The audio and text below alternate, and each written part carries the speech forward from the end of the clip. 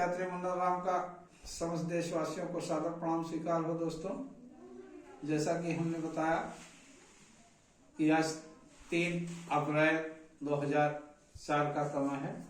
हम रायगंज के municipality rest house में रुके थे और वहां हमें रात में बुखार चढ़ना शुरू हुआ। काफी बुखार से हम पीड़ित थे। रात भर उलझनों में हमारी कटी और रात जैसे इतनी बड़ी हो गई कि जल्दी खत्म नहीं होगी, ऐसा रात भर हम परेशान इतना रहे कि एकदम हमारी आंखें एकदम टका हो गया था कि एक पल नहीं हमारी आंख लगी, नींद एक पल नहीं आया दर्द के मारा। और विशाल भी बहुत हतोत्साहित हो चुके थे क्योंकि सफर के बीच में हम लोग के पास मुद्रा नहीं था।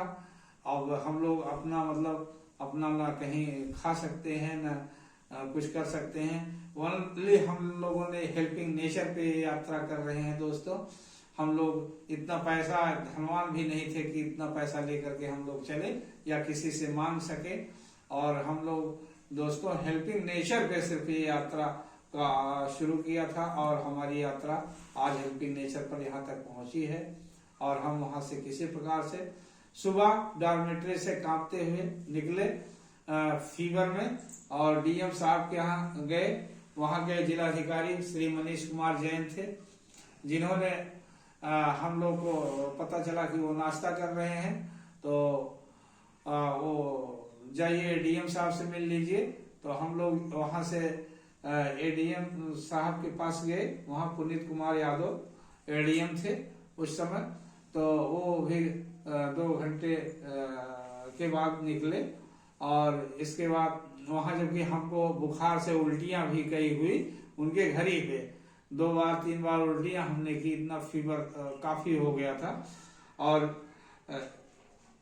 उनसे हम लोगों ने अपनी बात बताई, उनके कुछ समझ में नहीं आया और वो और कुछ बताने लगे अपना, ऐसा है वैसा है, तमाम बातें हम लोग को घुमा फिरा के। हम लोग खाना खाने के लिए खाना मांगा, कहने लगे परिचय नहीं है। हम लोग खाना खाने के लिए कहा कि हम लोग भूखे हैं 2 दिन से, तो उन्होंने कहा परिचय नहीं है। ये हमारे एडीएम साहब थे पुनीत यादव जी, रायगंज के, जो वेस्ट बंगाल में पड़ता है दोस्तों। और बहुत कष्ट हुआ, बहुत दुख हुआ मन में। ऐसे प्रशासनिक ऑफिसर से मिलकर बहुत ग्लानि हुई ऐसे प्रशासनिक ऑफिसर से मिलकर के, जिसने इस प्रकार से हम लोग के साथ व्यवहार किया। और मन में एक विश्वास आया, हे ईश्वर, हमारी कोई नहीं अब मदद कर सकता है तुम्हारे सिवा।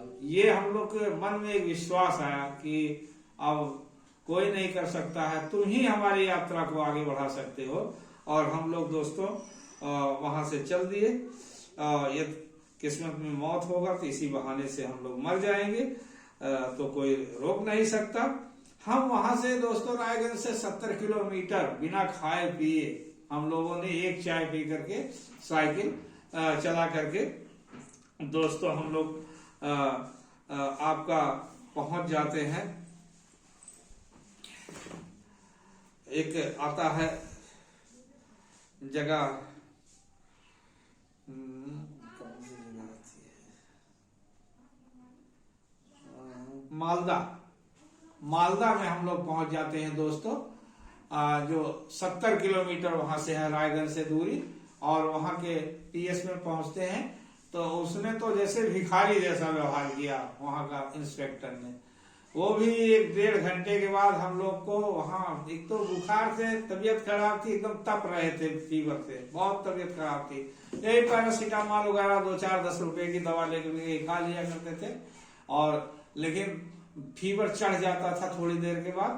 और वहां हम लोग को यूथ क्लब में उसने रहने के लिए जगह दिया और अपने मेस में उसने खाना दिया। किसी प्रकार से कहने पर उसने अपने मेस पे हम लोगों को खाना दिया और हम लोग यूथ क्लब में वहां रुके।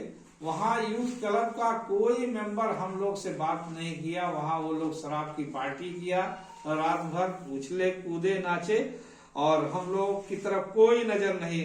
कोई चेष्टा हम लोग से जानने की कोई चेष्टा ही नहीं किया कि आप लोग कैसे हैं, क्या परिचय आप लोग का है, आप लोग के उद्देश्य क्या है, किसी ने कुछ नहीं। वहां के लोगों की यह नजरिया है। ग्रामीण का इंसान अशिक्षा के कारण बहुत पीछे है। हम मालदा से चल दिए सुबह और आगे आए तो पगला नदी के शमशान घाट पे मिले हम लोग। एक पगला नदी आता है दोस्तों, वहां से सुबह हम चल दिए और पगला नदी शमशान घाट पे वहां साधु का कीर्तन भजन हो रहा था मित्रों।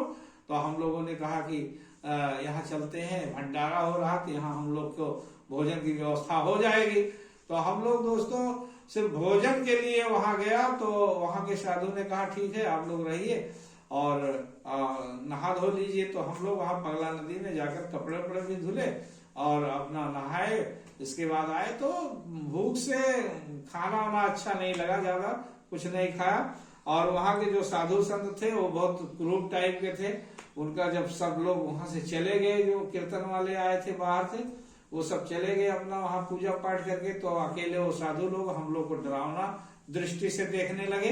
हम लोग भयभीत हो गए कि ये कहीं हम लोग के साथ अत्याचार ना कर दे, इसलिए हम लोग वहां से 2 बजे के करीब वहां से निकल दिया और हम लोग वहां फरक्का बीच पे पहुंचे।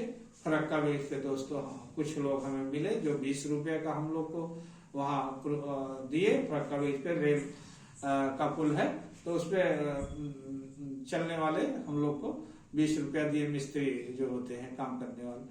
और इसके बाद आगे बढ़े तो एक महाशय हमसे मिले, उन्होंने 100 रुपये का हम लोग का वो किया।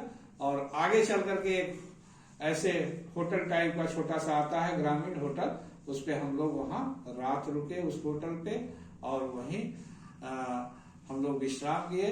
आगे फिर मिलते हैं दोस्तों। ये कलकत्ता हम जा रहे हैं दोस्तों। बहुत बहुत इस पे ट्रैफिक चलती है, बहुत तेज ट्रक चलते हैं, बहुत काफी। अगर आप लेकर के अपने साइड पे नहीं जाओगे, नीचे उतरना पड़ता है, इतनी रफ्तार से जाते हैं, नहीं तो आप लोग को मार ही देंगे। इतना खतरनाक हमने रोड कहीं चलते हुए नहीं देखा दोस्तों। और हमारे चैनल को लाइक एवं सब्सक्राइब करें मित्र। आगे हम फिर मिलते हैं। जय हिंद, जय भारत।